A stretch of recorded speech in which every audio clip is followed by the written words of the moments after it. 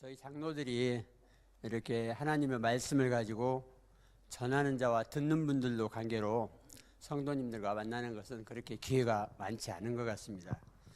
특히 저 같은 경우는 변명 같습니다만 집이 멀어서 오는데 1시간 반쯤 걸리고 가는데 또 1시간 반 걸리고 하니까 예배 마치며 4시간이 예배 참석하려면 4시간이 필요하기 때문에 요즘은 이제 여기 연로 오신 권사님들한테는 죄송한 말씀입니다만은 저도 나이가 좀 들어서 그렇게 왔다 가면은 그 다음날 이 굉장히 힘들더라고요. 그래서 본의 아니게 본 교회에 출석을 못하고 수예배를 다른 교회에 출석해서 예배를 드리고 있습니다. 그러니까 혹시라도 수예배 참석하지 않고 장로가 어디 놀러 다니는가 이렇게는 오해는 안 하셔도 좋을 것 같습니다. 목사님께서 안식을 맞아서 가시면서 장로들한테 말씀 좀 준비해서 전해달라 하는 말씀을 하실 때 가장 걱정되는 게 그 점이었습니다. 제가 평소 예배는 참석하지 않으면서 성도님들한테 말씀을 전한다고 차례가 돼서 강대상에 나와서 서는 것 자체가 성도님들한테 은혜가 되지 않는 거 아닌가 하는 염려도 있었고 좀 죄송하기도 했고 그랬습니다만 말씀을 준비하는 과정에서 저 자신이 은혜를 받는 그런 기회가 됐으면 좋겠다 하는 생각에서 말씀을 준비했습니다. 제가 얼마 전에 어느 목사님의 설교를 듣다가 우리 기독교인이란 참기를 하는 사람들이다 라고 이야기할 수 있다 하는 말을 듣고 그게 무슨 말씀일까 하고 귀를 쫑긋 세워서 들어봤더니 이런 말씀이었습니다. 기독교인들은 우선 기도하고 그 다음에 기대하면서 기다리는 사람들이다. 이래서 삼기라고 한답니다. 기도하고 기대하며 기다리는 사람들. 혹시라도 어디 가서 써먹으려면 잘 기억해 두시기 바랍니다. 근데 이 말은 조금 소극적인 의미인 것 같고요. 조금 더 적극적인 의미로 바꿔보자면 이렇게 이야기할 수도 있을 것 같습니다. 기독교인들이란 기도하고 기대하며 기다릴 줄 아는 사람들이다. 이렇게 말을 바꾸어서 얘기할 수도 있을 것 같습니다. 그렇다면 하나님을 믿는 우리들이 무엇을 기도해야 할 것인지 또 무엇을 기대해야 할 것인지 무엇을 기다려야 할 것인지가 중요한 과제가 될 것 같습니다. 믿지 않는 사람들하고 다른 우리들의 모습이 여기에 나타나야 되기 때문이죠. 제 생각에는 먼저 하나님의 의와 그 나라를 기도해야 된다는 것, 그리고 기도한 다음에는 하나님의 능력과 역사하심을 기대해야 된다는 것, 마지막으로 하나님의 은혜를 기다려야 한다라고 저는 그렇게 생각을 합니다. 이렇게 하는 기독교인들이라면 하나님께서 칭찬해 주실 만한 기독교인들이 아닐까 하는 생각을 가지고 오늘 말씀을 준비했습니다. 그런데 이 내용은 제가 지난주에 유치부 아이들한테 말씀을 전했는데요. 엄청 좋아했어요. 근데 오늘하고 다른 것은 유치부들은 영상 자료를 활용을 했어요. 우리 전도사님이 잘 만들어주신 자료를 활용을 했더니 그게 재미있었던 것 같아요. 그래서 아주 애들이 재미있게 잘 들었었습니다. 성경에는 주님을 만났던 사람들이 대단히 많이 등장합니다. 그런데 그들의 공통점은 예수님을 만난 다음에 전혀 다른 사람으로 바뀌었다는 겁니다. 어떻게 그렇게 가능했을까 말씀을 찾아보니까 고린도 후서 5장 17절에 이렇게 기록되어 있습니다. 제가 읽어드리겠습니다. 그런즉 누구든지 그리스도 안에 있으면 새로운 피조물이라 이전 것은 지나갔으니 보라 새 것이 되었도다. 우리가 너무 잘 아는 말씀입니다. 우리가 다른 사람으로 바뀔 수 있는 건 딱 한 가지. 예수님께서 내 안에 계시면 바뀌는 거고 그렇지 않으면 바뀔 수 없다는 겁니다. 이게 우리의 답입니다. 바꿔서 더 구체적으로 얘기하자면 예수님의 삶을, 예수님의 말씀을 지킬 수 있느냐, 지킬 수 없느냐. 물론 온전하게 지킬 수는 없는 거죠. 우리 사람이 다 인간이 약점이 있기 때문에. 하지만 온전하게 지키려고 애쓰고 힘쓰는 과정에서 예수님이 우리와 함께 하시고 그래서 우리가 바뀔 수 있다라고 저는 생각을 합니다. 우리가 잘 아는 바울은 어떻게 바뀌었습니까? 예수님을 만나기 전에는 바울은 예수를 믿는 사람들을 잡아다가 죽이는 사람이었습니다. 그런데 예수님을 만나고 나자 복음 증거에 자신의 목숨을 내걸었습니다. 그리고 이름마저 사울에서 바울로 바뀝니다. 그러니까 전혀 다른 사람이 됐다는 겁니다. 사람이 이름을 바꾼다는 것은 나도 다른 사람으로, 제대로 된 사람으로 살아보겠다라는 의미가 아니겠습니까? 그런 면에서 본다면 사울은 바울로 바뀔 때 이미 전혀 다른 사람이 된 겁니다. 예수를 모르는 사람에서 예수를 아는 사람으로, 예수를 핍박하던 사람에서 예수를 증거하는 사람으로, 완전히 다른 사람으로 바뀔 수 있었던 것입니다. 오늘 살펴보려는 삭개오, 이 사람은 이스라엘 백성들의 분노의 대상이었습니다. 왜 그랬는지는 차츰 말씀드리겠습니다. 세리장이었습니다. 그런데 주님을 만난 다음에 어떻게 변했습니까? 오늘 우리가 바로 읽은 말씀입니다. 다시 한번 읽어드리면 이렇습니다. 삭개오가 서서 주께 여짜오되 주여 보시옵소서, 내 소유의 절반을 가난한 자들에게 주겠사오며 만일 누구의 것을 속여 빼앗은 일이 있으면 내 갑절이나 갚겠나이다. 아무 조건이 없습니다. 내 재산 10억이 있으면 5억은 지금 당장 내놓겠습니다. 나머지 5억, 내가 누군가한테 1억을 뺏은 일이 있다고 한다면 4배, 4억을 내놓겠습니다. 이런 식으로 한 2건만 갚고 나면 빈털터리가 되는 겁니다. 그럼에도 불구하고 삭개오는 자기의 재산을 다 내놓았습니다. 자, 우리들은 어떻습니까? 누구나 다 어떤 식으로든 주님을 한 번씩은 만난 경험이 있을 겁니다.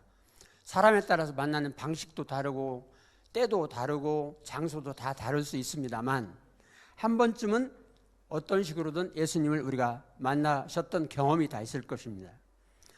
또 지금도 우리는 어떤 식으로든 만나고 있습니다. 예수님을. 어떤 때는 오늘 같은 말씀을 통해서, 또 어떤 때는 기도하는 중에, 또 어떤 때는 찬양을 통해서, 또는 믿음 좋은 어떤 분의 신앙 간증을 통해서 예수님을 수시로 어디에서든 만날 수 있는 기회가 너무나 많습니다. 또 만나고 있습니다. 그런데도 10년, 20년, 30년, 길게는 50년을 믿었어도 바뀌지 않았다고 한다면, 물론 정상적으로 믿음 생활을 했고 그래서 많은 부분이 나는 정말 10년 전과 비교해보면 전혀 다른 사람이다 라고 하시는 분들은 예의겠습니다만, 만약에 그렇지 않았다고 한다면 오늘 주님을 만난 삭개오의 변신을 통해서 우리도 이런 변심을 다짐하고 또 결심하고 실행할 수 있는, 실천할 수 있는 그런 시간이 되었으면 참 좋겠습니다.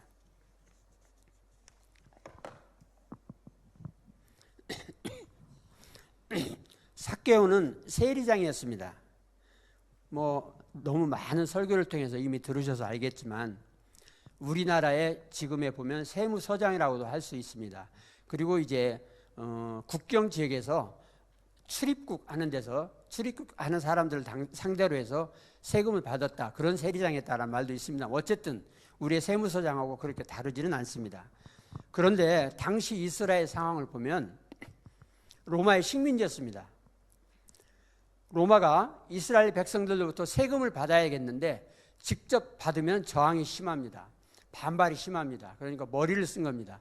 이스라엘 사람들을 세리로 채용을 해서 그 사람들로 하여금 세금을 직접 받게 하는 겁니다. 그러니까 이스라엘 백성들은 세금을 로마에 실제 바치는데 걷는 사람은 로마 사람들이 아니라 이스라엘 사람인 겁니다. 이스라엘 관리인 겁니다. 그러니까 그 반감이 모두 다 이스라엘, 같은 이스라엘 백성인 세리한테 향하는 겁니다. 로마로 향하지 않고. 이렇게 로마가 머리를 쓴 겁니다.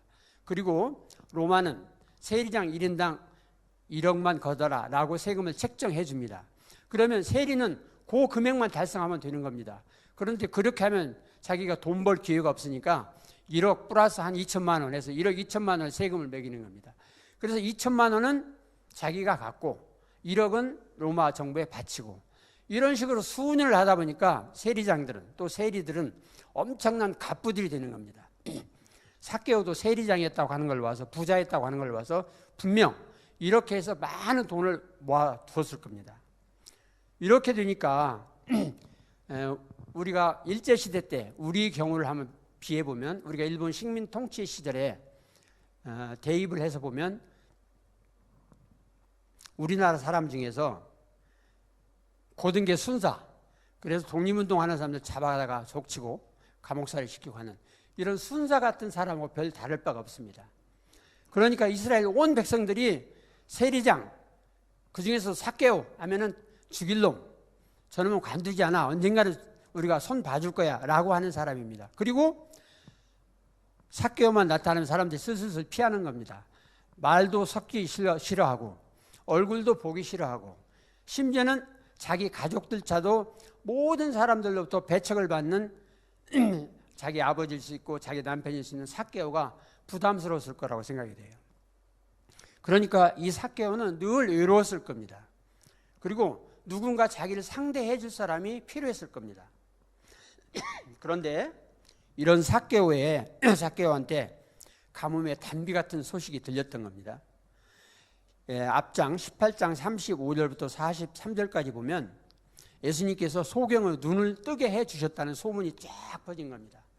이 소문을 듣는 삭개오가 야, 그 사람이 도대체 누구길래 그렇게 눈먼 사람도 눈을 뜨게 해준다고 해줄 수 있는 분이라고 한다면 나 같은 사람 한번 얼굴만 마주쳐도 나의 이 고민, 내가 돈을 가졌기 때문에 모든 사람이 나를 싫어하는 요거 어떤 식으로든 해결해 주시지 않을까 하는 기대를 가졌을 수 있을 것 같아요. 그래서 자기가 직접 예수님을 찾아갈 용기는 없고 그저 지나가는 먼 발치로 모습이라도 한번 바라봐야지 하는 생각을 가지고 예수님을 만나러 구경하러, 정확히 표현하자면 구경하러 가는 겁니다. 그런데 오늘 19장 3절에 보니까 어떻습니까? 삭개오는 키가 적습니다. 또 그 자리에는 엄청난 사람들이 모여 있다는 겁니다. 그러니까 키가 작다는 자기 자신이 갖는 핸디캡, 그리고 사람들이 엄청 많다는 장소적인 어떤 장애, 이것 때문에 예수님을 만나볼 수도 없을지도 모르겠다는 우려를 가지고 갔을 것 같아요. 그런데 19장 4절에 보면 나무에 올라감으로써, 제가 성지순례 때 보니까 그 여리고 그 입구에 보니까 그 돌 무화과 나무라고 엄청 큰 게 있더라고요. 그런데 안내하는 사람 말에 의하면 우리 옛날 성경에는 뽕나무라고 했는데 사실은 이스라엘은 뽕나무가 없다. 돌 무화과 나무를 번역하는 과정에서 잘못 번역했는 거 아닌가 싶다. 그런데 그 가이드 말로는 예수님 당시부터 있었다고 그러는데 그럴 것 같지는 않고요. 어쨌든 굉장히 큽니다. 그런 무화과 나무가 있더라고요. 그러니까 과연 거기에 올라가면 아무리 키가 작은 사람도 다 보일 것 같아요. 아무리 군중이 많다고 해도요. 이런 나무에 올라감으로써 자기가 가진 키가 작다는 핸디캡은 한꺼번에 해결이 됐습니다. 자, 그런데 해결하지 못하는 핸디캡, 사람이 많다고 하는 건 자기가 힘이 세서 그 인의 장벽들을 뚫고 들어가서 예수님을 보지 않는 한 해결할 방법이 없는 겁니다. 우리가 신앙생활을 잘 해봐야 되겠다고 결심하는 순간, 그때까지는 장애가 되지 않았던 많은 장애들이 드러나는 겁니다. 예를 들어서 믿지 않는 남편, 교회 가기 싫어하는 아이들, 뭐 이런 장애들이 많이 나타나지 않습니까? 그럴 때 내 스스로 장애는 내가 노력하면 해결이 되는데, 그런 나 아닌 다른 장애 요인들, 외적인 장애 요인들은 해결하기가 쉽지 않습니다. 그런데 오늘 삭개오의 경우를 보면 해결 방법이 명확히 나와 있는 겁니다. 나무 위에 올라가서 아무리 앉아 있었던들 예수님께서 삭개오를 바라보지 않으면 삭개오와 예수님은 눈을 마주칠 가능성이 전혀 없는 겁니다. 삭개오가 아무리 쳐다봐도. 그러니까 자기 노력으로 나무에 올라가는 것까지는 해결이 됐지만 거기서부터는 자기 노력으로 전혀 되지 않는 겁니다. 바꾸어 말씀드리자면 외적 장애 요인은 내가 해결하는 게 아니라 오로지 주님께서 해결해 주실 때만 가능하다는 겁니다. 예수님께서 어떻게 하셨습니까? 나무에 올라가 있는 삭개오를 바라봅니다. 그걸 누가 시켜서 예수님께서 바라보셨겠습니까? 아니, 예수님은 어쩌면 이미 오늘 삭개오가 와서 나무 위에 올라갈 거다는 생각도 했을 것이고, 그 나무는 오래전 누군가가 심어놓은 나무다라는 것까지 예수님 머리에는 그림처럼 다 그려져 있었겠죠. 그러니까 그 순간 그 많은 사람 군중 가운데서 예수님이 삭개오를 바라보지, 그러지 않고 제가 바라볼 이유가 없죠. 자, 삭개오를 예수님께서 바라봅니다. 눈이 마주치는 순간 삭개오는 어땠을까요? 우리가 지금 길거리 가다가 갑자기 대통령이 나한테 다가와서 인사하는 것보다 몇 배, 몇십 배, 몇백 배 더 큰 충격에 아마 빠졌을 거예요. 그냥 지나간 예수님 모습만 보려고 먼 발치로 구경만 하려고 갔는데 그 예수님이 바라보고 눈이 마주치자 삭개오야 내려와라. 내가 오늘 저녁에 너희 집에서 머물겠다. 라고 하시는 이 말씀을 듣는 순간 삭개오는 아마 까무러칠 것 같았을 것 같아요. 우리가 그 경우였다면요. 이 예수님의 말씀에 삭개오는 즉시 반응을 보입니다. 나무에서 내려왔습니다. 그리고 뭐라고 얘기합니까? 많은 조건들을 내세우지 않았습니다. 예수님, 많은 사람들이 나를 좀 알게 해주세요. 나하고 가깝게 지내게 해주세요. 이런 말 일체 안 하지 않았습니다. 자기 요구를 예수님께 말씀드린 게 아니고 삭개오는 자기가 해야 할 일을, 자기가 지금까지 하지 못했던 것을, 자기가 무엇 때문에 많은 사람들로부터 배척을 받았는지 그리고 경외시 당했는지를 정확히 알고 그 문제를 해결하기 위한 방법을 단번에 입술을 통해서 고백을 합니다. 내가 내 재산 당장 반절 팔겠습니다. 그리고 누군가가 뺏어왔다고 한다면 4배를 갚겠습니다. 나는 거지가 돼도 좋습니다. 내일부터는 예수님으로부터 받은 그 사랑이면 나는 족합니다. 그 사랑만으로 살겠습니다. 라는 고백이 이런 식으로 나타난 거 아니겠습니까? 자, 그런 의미에서 오늘 19장 8절 말씀 다시 한번 같은 목소리로 한 목소리로 한번 다시 한번 읽어볼까요? 삭개오가 서서 주께 여짜오되 주여 보시옵소서. 내 소유의 절반을 가난한 자들에게 주겠사오며 만일 누구의 것을 속여 빼앗은 일이 있으면 내 갑절이나 갚겠나이다. 아멘. 자, 삭개오 변신은 어떻게 해서 가능했을까요? 예수님과의 진정한 만남이 있었기 때문입니다. 또 예수님의 위로를 받고 사랑을 느꼈을 때 삭개오에게는 돈 따위는 아무것도 아니다. 지금까지 내가 그렇게 매달렸던 돈이 무슨 소용이 있느냐. 돈보다 더 중요한 것이 있구나. 그게 바로 예수님으로부터 받은 사랑이다. 그리고 그 사랑을 내가 누군가에게 전하지 않고는, 베풀지 않고는 견딜 수가 없다라고 하는 걸 절감했던 것 같아요. 절감했을 것 같아요. 그런데 저희들은 어떻습니까? 예수를 오래 믿고 있지만 진정으로 예수님을 만나서 회개하지 못하기 때문에 여전히 달라진 게 없는 것은 아닐는지 모르겠습니다. 여전히 세상의 근심과 걱정, 염려로 불안해서 삭개오 같은 변신을 못하는 것은 아닌지 모르겠습니다.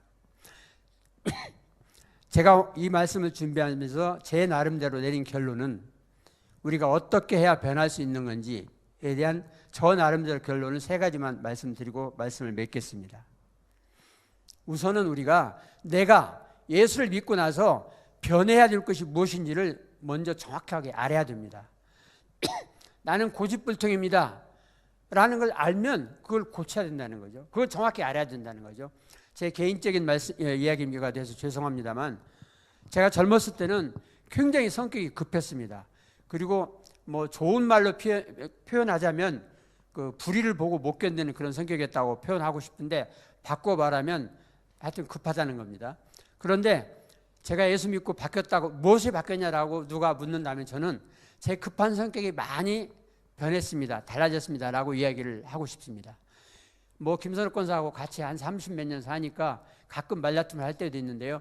저는 말다툼이 심해지면 어느 정도에 이르면 말다툼을 하다가 일체 말을 안 씁니다. 왜냐하면 제가 그 이상 더 계속되면 폭발할 가능성이 있다는 걸 알기 때문에 그런 식으로 자제를 합니다. 그게 저는 이제 예수를 믿고 달라진 것 중에 하나다라고 저는 자랑 삼아 얘기를 해요.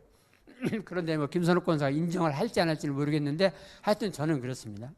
이렇게 우선 내가 무엇이 문제인지, 내가 예수 믿고 변해야 할 것이 있다고 한다면 나는 무엇을 남들한테 이야기할 것인지 라고 하는 게 분명히 인식이 있어야 된다는 겁니다. 오늘 삭개오 돈 때문이라는 걸 정확히 알았습니다. 돈이 목표였기 때문에 돈을 추구했는데 결과로 보면 돈 때문에 인간관계 다 버린 겁니다. 가족 다 버린 겁니다.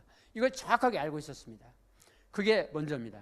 두 번째, 주님을 만나고 은혜 받고 넘치면 그걸 나는 복 받았다, 정말 넘치는 복 받았다라고 자랑할 게 아니라 아까 말씀드린 내가 알고 있는, 내가 변해야 될, 정확하게 뭘 변해야 할 건지 알고 있는 그 변해야 될 사항을 공개하는 겁니다. 나 바꾸겠습니다, 예수님. 그걸 혼자 마음속으로 하는 것도 한 방법이겠습니다만 실행력이 떨어지기 때문에 만약에 남편을 향해서 바꿔야 겠다면 남편을 향해서, 가족을 향해서 바꿔야 겠다면 가족을 향해서, 친척을 향해서 바꿔야 겠다면 친척을 향해서 정확하게 못 사는 친척들한테 나는 잘 살면서도 못 사는 친척 교회 나오면 내가 뭘 어떻게 해줄게 라는 얘기를 했다고 한다면 교회 나오지 않아도 해줄게 라고 공개할 수 있어야 된다는 겁니다. 이게 크리스찬이 바뀌는 겁니다. 우리 예수 믿는 사람들이, 크리스찬들이 에고이스트라는 얘기 흔히 많이 하는데요, 그게 너무 우리가 편협적이라는 겁니다. 물론 도울 때 믿는 사람을 먼저 돕는 것은 성경적입니다. 돕되 같은 믿음을 가진 사람들 먼저 도우라는 게 성경 말씀에 나와 있으니까 맞습니다. 그런데 믿지 않는다 해서 돕지 않는 거, 이게 맞는 거냐? 저는 하나님께서 저는 그 사람을 믿지 않았기 때문에 내가 도울 수 있는 자격과 여건과 환경이 됐는데도 돕지 않았습니다. 하나님 잘했죠? 라고 질문을 한다고 한다면 하나님께서 절대로 잘했다고 하시지 않을 것 같아요. 믿느냐 믿지 않느냐는 것은 우리의 선후 대상을 택할 때는 아무 상관이 없는 겁니다. 믿든 믿지 않든, 물론 믿는 사람한테 먼저 돕고 도우면 더 좋죠. 그런데 도울 믿는 사람이 없을 경우, 돕지 않는다고 해서 돕지 않는 것은 그거는 성경적이지 아니라고 얘기할 수 있다는 겁니다. 마지막으로 오늘 사케오 보면 주님을 만나는 순간 자기가 변해야 되겠다고 무엇을 바꿔야 할 건지를 알고 있는 그것, 돈 버리겠다라고 하는 것을 즉각적으로 선언하고 즉각적으로 시행을 했을 것 같습니다. 여기에 그 뒤에 삭개오는 가난한 사람들 위해서 도왔느니라 뭐 이런 말은 없습니다. 하지만 그거는 설명이 필요 없기 때문에 기록을 안 했을 것 같습니다. 왜냐하면 그 엄청난 사랑을 느낀 주님한테 약속한 그 약속을 어길 배짱이 삭개오한테는 적어도 없었을 거예요. 그러니까 분명히 자기 재산 다 팔아서 돕고, 그래서 주님으로부터 칭찬받는 그러한 삶을 충분히 살았을 거라고 저는 믿습니다. 이렇게 우리도 내가 왜 변하지 못하는가 라고 한 번쯤 되돌아보면 나한테 뭐가 문제 있는 건지, 그 문제를 어떻게 해결해야 될 건지 라고 생각하면 스스로 다 답을 구할 수 있을 거라고 생각합니다. 개인의 형편과 사정과 여건이 다 다르기 때문에 이렇게 하는 것이 답이다 라고 얘기할 수는 없으되, 우리가 정말 주님을 만난 그 감격, 그 감동이 지금도 살아남아 있다고 한다면, 아니면 지금도 그 감동을 느끼고 있다고 한다면 반드시 틀림없이 이렇게 삭개오처럼 바뀌지 않으면 안 된다는 것이 주님의 말씀이고 주님의 명령이라고 저는 믿습니다. 우리 모두 주님과의 감격스러웠던 첫 만남을 기억하고 그 감동을 회복해서 주님만 의지하고 살아갈 것을 다시 한번 다짐하는 이 시간이 되었으면 좋겠습니다.